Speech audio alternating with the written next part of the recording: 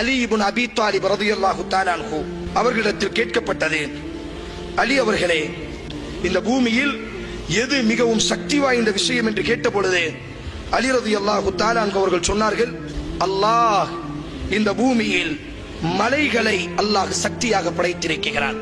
சொன்னார்கள், இல்லை, அந்த மலைகளை உடைக்கக்கூடிய இரும்பை அல்லாஹ் படைத்திருக்கிறான். வாக்குவல் ஹதீத், இரும்புதான் மிக சக்தியானதாக இருக்கிறது.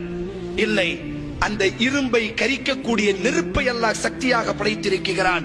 ஃபன்னாரு அக்வா, அந்த நெருப்பு தான் இந்த உலகத்தில் சக்தி வாய்ந்ததாக இருக்கிறது. சொன்னார்கள், இல்லை, அந்த நெருப்பை அணைக்கக்கூடிய வல்மாஉ அக்வா, தண்ணீரை அல்லாஹ் படைத்திருக்கிறான். தண்ணீர் தான் மிக சக்தி வாய்ந்ததாக இருக்கிறது. இல்லை, அந்த தண்ணீரை சுழல வைக்கக்கூடிய வர்ரீஹு அக்வா, மேகத்தை அல்லாஹ் படைத்திருக்கிறான். அந்த மேகம் தான் சக்தி வாய்ந்ததாக இருக்கிறது. இல்லை, ஃபர்ரீஹு அக்வா, அந்த மேகத்தை விடவும் காற்றை அல்லாஹ், அந்த மேகத்தையும் கலைத்து செல்லக்கூடிய ஆற்றலை அல்லாஹ் காற்றிற்கு கொடுத்திருக்கிறான். ஃபர்ரீஹு அக்வா, காற்றுதான் மிக சக்தி வாய்ந்ததாக இருக்கிறது.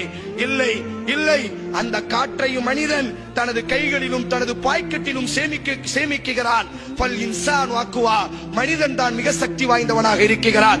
இல்லை, அந்த மனிதனையும் தூக்கம் மிகைத்து விடுகிறது.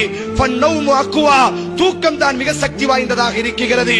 இல்லை, இல்லை, அந்த தூக்கத்தையும் கவலைகள் மிகைத்து விடுகிறது. வல் ஹும்மு அக்வா, கவலைகள் தான் இந்த உலகத்திலேயே மிகப்பெரிய சக்தி வாய்ந்ததாக இருக்கிறது.